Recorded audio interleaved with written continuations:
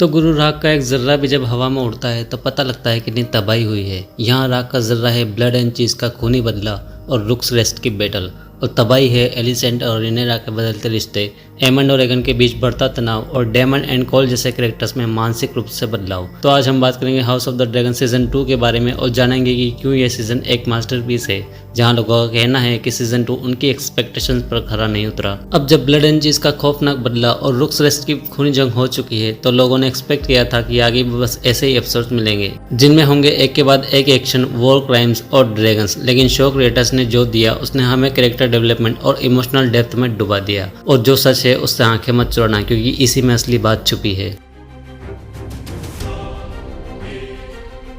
सबसे पहले पूरे सीजन का एक ओवरव्यू लेते हैं। हाउस ऑफ द ड्रैगन ने एक्शन सीक्वेंसेस के बाद फोकस किया है कैरेक्टर डेवलपमेंट और स्टोरी टेलिंग पर, जैसे एक शतरंज का खेल जिसमें शुरुआती मोहरे तो गिर चुके हैं लेकिन बाकी मोहरे फूंक फूंक के कदम रख रहे हैं। लेकिन यहाँ हर मूव का एक मकसद है। ब्लड एंड चीज के इंसिडेंट ने पूरे किंग्स लैंडिंग को हिला दिया, और रुक्स रेस्ट में जो खून बहा उसने हमें यह दिखाया कि अभी तो सिविल वॉर शुरू हुआ है। लेकिन क्रिएटर्स ने यह भी दिखाया कि अब ये कैरेक्टर कैसे डील करेंगे इस नई रियलिटी के साथ। एक्शन जरूर आया लेकिन अब फोकस है उसके आफ्टरमैथ पर, जो आगे की स्टोरी को और भी गहरा बनाएगा। अब बात करते हैं फैमिली ड्रामा की, जो इस सीजन का कोर है। इमेजिन करो सक्सेशन और महाभारत का एक कॉम्बो जो पॉलिटिक्स, इमोशंस और बिट्रेल से भरा हुआ है।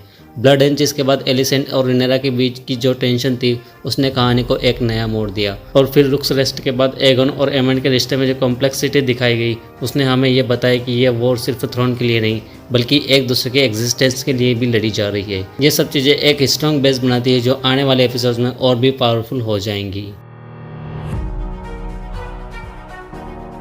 सोचो अगर डेनेरिस टारगेरियन का कैरेक्टर गेम ऑफ थ्रोन्स के आखिरी सीजन में थोड़ा और डिटेल में एक्सप्लोर होता तो उसका मेड क्वीन बनने का इम्पैक्ट कितना ज़्यादा होता, ना कि लोग उसे क्रिटिसाइज करते।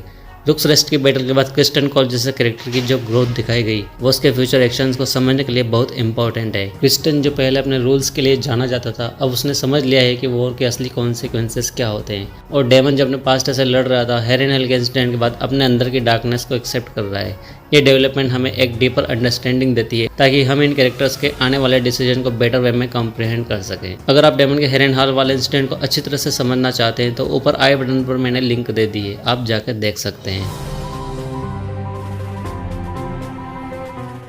अगर तुम्हें लगता है कि सीजन में एक्शन की कमी थी तो समझ लो कि यह डिसीजन जानबूझकर लिया गया था।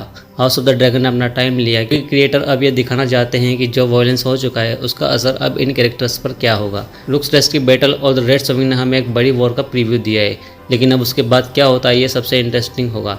जैसे गेम ऑफ थ्रोन्स में रेड वेडिंग का इम्पैक्ट इसलिए इतना ज़्यादा हुआ था क्योंकि उसके पहले कैरेक्टर्स की स्टोरी को बिल्ड किया गया था। तो हाउस ऑफ द ड्रैगन भी वही कर रहा है। ये शो हमें टाइम दे रहा है ताकि हम इन कैरेक्टर्स से इमोशनली कनेक्ट हो सकें, और जब फिर से एक्शन होगा तो उसका इम्पैक्ट हमेशा के लिए याद रहेगा। तो अब सवाल ये है, क्या सीजन 2 वाकई इतना बुरा था या हम सिर्फ अपनी पुरानी एक्सपेक्टेशंस को लेकर बैठे थे। ये सीजन तुम्हें सब कुछ एक साथ नहीं दे रहा, लेकिन मेकर्स यहाँ एक ऐसा ग्राउंड वर्क बना रहे हैं जो फ्यूचर में इस स्टोरी को और भी इम्पैक्टफुल बना देगा। तो अपने सीट बेल्ट लगा लो क्योंकि जब ये वॉर अपने पीक पर पहुंचेगी तो उसका मज़ा सबसे अलग होगा।